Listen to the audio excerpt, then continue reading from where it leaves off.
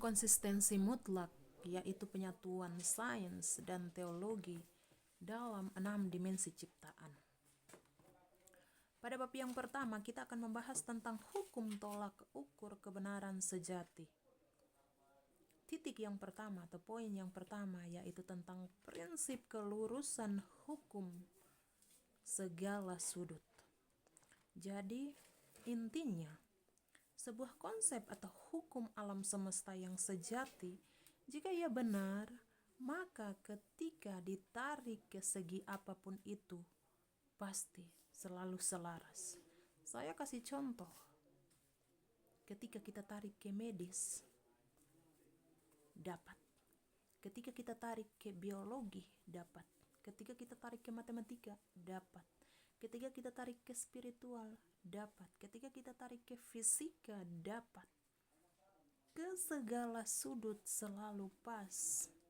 Itulah hukum sejati alam semesta. Dan ketika kita mencoba atau kita menguji ke satu segi, kemudian mulai bertolak belakang atau dia tidak pas, itu sudah dipastikan bahwa konsep tersebut masih belum tepat. Masalah terbesar umat manusia saat ini adalah belum adanya satu tolak ukur tunggal yang mutlak yang bisa merajut seluruh segi kehidupan menjadi satu kesatuan yang utuh. Lalu, kedua, mengapa para fisikawan dan matematikawan selalu berubah-ubah? Sains modern mengubah teorinya dari 4 dimensi, berubah menjadi 11 dimensi, hingga 26 dimensi. Perubahan ini terjadi karena para ilmuwan, para fisikawan, para matematikawan itu belum menemukan satu tolak ukur yang pas. Mereka masih terjebak membedah alam semesta hanya dari satu lubang jarum yang sempit, yaitu materi fisik. Lalu pada bab yang kedua, mari kita melihat tentang hukum dualitas antara sains dan teologi. Yang pertama, perbedaan sudut pandang ciptaan. Manusia tidak akan pernah bisa memahami realitas jika hanya berdiri di satu sisi, karena berpasangan adalah hukum mutlak penciptaan. Jadi, ketika kamu memandang alam semesta, berarti kamu sedang berdiri di sudut pandang sains, yaitu melihat materi di dalam ruang alam semesta. Dan yang kedua, ketika kamu memandang penciptaan, berarti kamu sedang berdiri di sudut pandang teologi atau spiritual, yaitu melihat sang arsitek yang berada di atas atau di luar ruang alam semesta tersebut. Nah, sekarang penyatuan dua kutub yang melahirkan terang.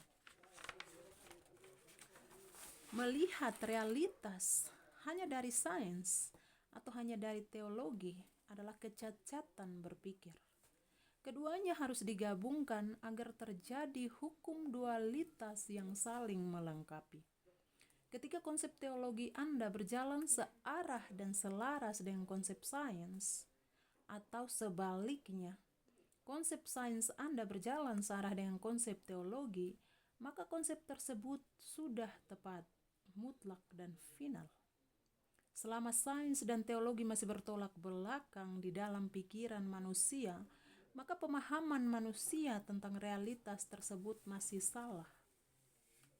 Yang ketiga, analogi kerjasama Putra dan Roh Kudus. Sains dan teologi bagaikan Putra dan Roh Kudus. Putra, dia bertugas merancang, dia memagari, memberikan hukum, dan keteraturan struktur.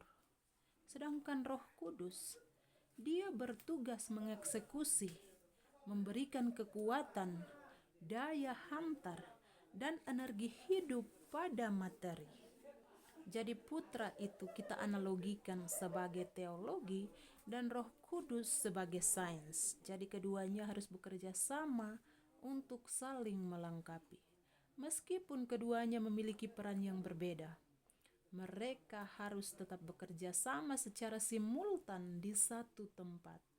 Begitupun sains dan teologi, mereka harus berjalan beriringan untuk melahirkan pengetahuan yang terang benderang. Bab yang ketiga, yaitu tentang struktur fraktal 6 dimensi dan 21 tingkatan. Dimensi yang pertama, yaitu dunia benda mati atau materi padat. Pada dimensi-dimensi ini ternyata tersusun struktur-struktur. Terbentuk 3 struktur dalam setiap dimensi. Yang pertama kita akan melihat pada dimensi pertama. Tingkat yang paling bawah, yaitu materi dasar. Di dimensi pertama, tingkat pertama ini ada apa saja? Itu ada atom, ada molekul, ada tanah mentah, dan batuan vulkanik paling dasar. Mereka ini murni diam, kaku, gelap, dan mereka bertindak sebagai fondasi berat atau gravitasi tempat segalanya berpijak. Lalu tingkatan tengah itu ada energi kristalisasi, yaitu batuan mulia, batu mulia, dan kristal yang memiliki struktur geometri dalam yang rapi. Mereka mati secara fisik, namun mulai memancarkan resonansi getaran energi halus yang stabil. Jadi, ini kenapa dikatakan energi kristalisasi.